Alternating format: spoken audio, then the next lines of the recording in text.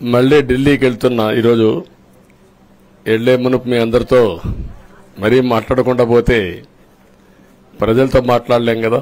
మీతో మాట్లాడితే ప్రజలతో మాట్లాడినట్టు.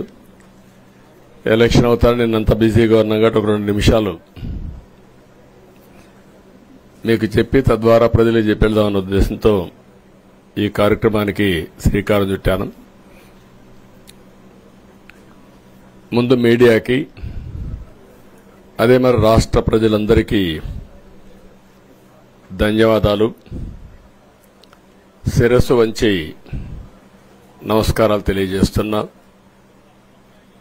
ఎందుకంటే నా సుదీర్ఘమైన రాజకీయ యాత్రలో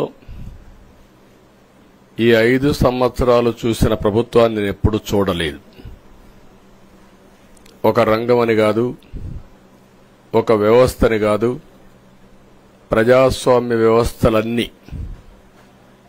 ఏ విధంగా ఇబ్బంది పడ్డాయో, ఏ విధంగా నిర్వీర్యం చేశారో మనం అన్ని చూశాం.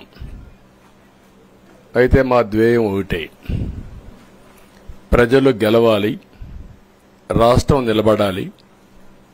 దీనికోసం ఎన్ని త్యాగాలైనా సరే చేసి మళ్లీ భావి తరాల భవిష్యత్తు కోసం ముందుకు పోవాలని చెప్పి వెళ్ళాం. నేను చాలా ఎన్నికలు చూశాం. 10వ ఎన్నిక నిన్న. అంటే ఇన్ని ఎన్నికలు చూసినా, అంటే ఎన్నికలు చూడడమే కాకుండా ఈ ఎన్నికలన్నీ at the helm of affairs ఉండి ఎప్పటికప్పుడు సమీక్షలు గాని ఇవన్నీ నిర్వహించడం కూడా చేశాం. రాజకీయాల్లో ఒడికిదుడుకులు సాధారణంగా ఉంటాయి. ఎవరు శాశ్వతం కాదు. దేశం శాశ్వతం, ప్రజాస్వామ్యం శాశ్వతం, రాజకీయ పార్టీలు శాశ్వతం, అధికారం అశాశ్వతం. రాజకీయ పార్టీలు కూడా సక్రమంగా ఉంటే మళ్లీ ప్రజలు ఆదరిస్తారు. లేకపోతే రాజకీయ పార్టీలు కూడా చాలా పార్టీలు కనుమరుగైపోయినాయి.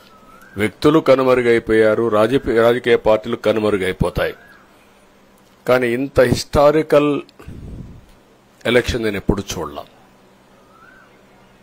నా జీవితంలో చాలా ఎలక్షన్స్ ఫేస్ చేసాం, కానీ వేవ్ కనపడేది, వ్యతిరేకత కనపడేది.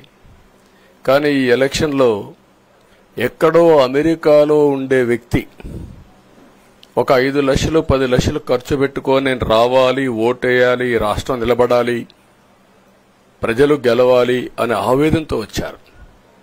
ఎక్కడో పక్క రాష్ట్రాల్లో ఎక్కడో కడుపు నిండడం కోసం కూలి పనులకైనటువంటి వ్యక్తులు, పాచి పనులు చేసుకునే వ్యక్తులు సొంత డబ్బులు పెట్టుకొని నేరుగా ఇక్కడ రైల్వే స్టేషన్లో చూస్తే, బస్టాండ్లో చూస్తే భోజనం కూడా ప్యాక్ చేసుకొని తీసుకొచ్చి ఇక్కడ భోంచేసి ఓటేసే పరిస్థితికి వచ్చారు. ఈ కమిట్మెంట్ ని ఏ విధంగా వర్ణించాలో నాకైతే అర్థం కాదు. ఏ విధంగా వాళ్ళని అభినందించాలో కూడా అర్థం కాని పరిస్థితి.